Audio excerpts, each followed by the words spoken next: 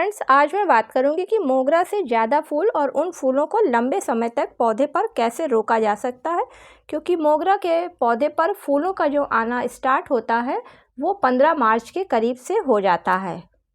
तो फ्रेंड्स, आज मैं आप लोगों को दो ऐसी होममेड बिल्कुल फ्री की फर्टिलाइजर्स मोगरे के पौधे के लिए बताऊंगी, जिनको कि अगर आप रेगुलर बेस पे अपने मोगरा के पौधे पर डालते हैं तो आपके पौधे पर फूल आने शुरू हो जाएंगे।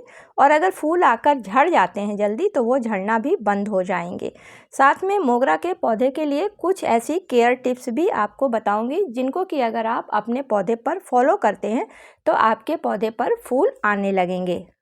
फ्रेंड्स, मोगरा के पौधे के बारे में बात करूं उससे पहले आप लोगों को बता दूं कि किसी भी पौधे को, चाहे वो पौधा हमारा फल वाला हो, सब्जी वाला हो या फिर फूल वाला हो, तो उस पौधे को जितनी खाद की ज़रूरत होती है और उगाने के तरीके की ज़रूरत होती है, उससे कहीं ज़्यादा उस पौधे को देखभाल की ज़रूरत होती है। क्योंकि बिना देखभाल के हम चाहे जितनी अच्छी खाद उस पौधे को दे देंगे, वो हमारा पौधा अच्छी तरीके से नहीं चलेगा और धीरे धीरे वो पौधा खराब हो जाएगा।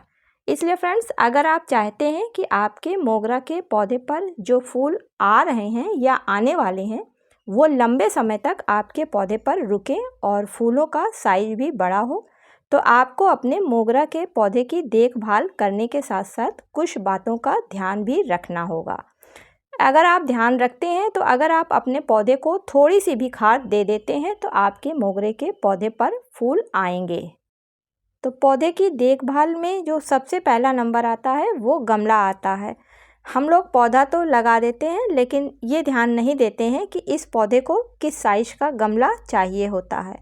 तो फ्रेंड्स, जितने भी फूल वाले और परमानेंट पौधे होते हैं उन सभी पौधों को 10 इंच से बड़े गमले यानी कि 12 इंच या फिर उससे भी बड़े गमले की ज़रूरत होती है।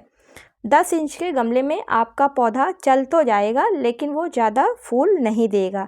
इसलिए मोगरा के पौधे को आप जब भी लगाएं तो 12 इंच के गमले में या फिर उससे बड़े गमले में लगाएं, तो उसमें भर भर के फूल आएंगे। दूसरी बात, सभी परमानेंट फूल वाले पौधों को धूप की काफ़ी ज़रूरत होती है। लेकिन अगर हम मोगरा के पौधे की बात करें तो फ्रेंड्स, जब तक मोगरा के पौधे पर फूल नहीं आते हैं तब तक आप इसे धूप में रखें। लेकिन जैसे ही पौधे पर कलियां बनने लगें या फिर टेम्परेचर 30 डिग्री के ऊपर जाने लगे और 35 से ज़्यादा होने लगे, तो आप अपने पौधे को धूप से उठा लें और ऐसी जगह पर रख दें जहां पे इस पौधे पर सुबह शाम की धूप पड़ती हो या फिर इनडायरेक्ट सनलाइट आती हो। क्योंकि मोगरा के पौधे को अगर तेज़ धूप में रखा जाता है तो इसके फूलों की सुगंध कम हो जाती है। साथ में अगर पौधे पर जो कलियां उस समय बन रही होती हैं वो तेज़ धूप की वजह से जल सी जाती हैं, क्योंकि फ्रेंड्स, धूप में इसका टिप वाला पोर्शन गर्मी से जल जाता है। इस पौधे से ज़्यादा फूल लेने के लिए जो तीसरी बात हमें ध्यान में रखनी है, तो फ्रेंड्स, मोगरा के पौधे के साथ में जितने खुशबूदार फूल वाले पौधे होते हैं उनकी मिट्टी में हमेशा नमी बनी रहनी चाहिए। क्योंकि अगर नमी कम होएगी तो चाहे मोगरा का पौधा हो या कोई दूसरा खुशबू वाला पौधा हो, उस पर कलियां नहीं बनेंगी, या फिर अगर बनेंगी भी तो फूलों का साइज काफ़ी छोटा रह जाएगा। इसलिए मोगरा के पौधे को गर्मी के समय में शाम के वक्त अच्छे से पानी दे दें। लेकिन जब आप पानी दें तो उसके ड्रेनेज होल का ध्यान ज़रूर रखें, क्योंकि गमले में पानी बिल्कुल भी रुकना नहीं चाहिए। अब लास्ट में जो मोगरा के पौधे को फ्री की फर्टिलाइजर्स देना है तो फ्रेंड्स, वो चावल का पानी और प्याज का पानी है, क्योंकि इन दोनों में ही काफ़ी अच्छे माइक्रो न्यूट्रिएंट्स पाए जाते हैं। हम सभी लोग चावल बनाने के लिए पहले चावल को पानी में भिगोते हैं। तो फ्रेंड्स, चावल को अच्छे से हाथों से रगड़कर और उसमें पानी डालकर आधे घंटे के लिए भीगने के लिए रख दें, या फिर आप जितनी देर भी रखते हैं उतनी देर के लिए छोड़ दें। और उसके बाद आप उस पानी को ले लें, चाहे आप उस पानी को छान लें, और जो ये छना हुआ पानी है यही आपका चावलों का फर्टिलाइज़र कहलाता है। ये चावल का पानी एक नॉर्मल ऑर्गेनिक फर्टिलाइज़र की तरीके से पेड़ पौधों पर काम करता है।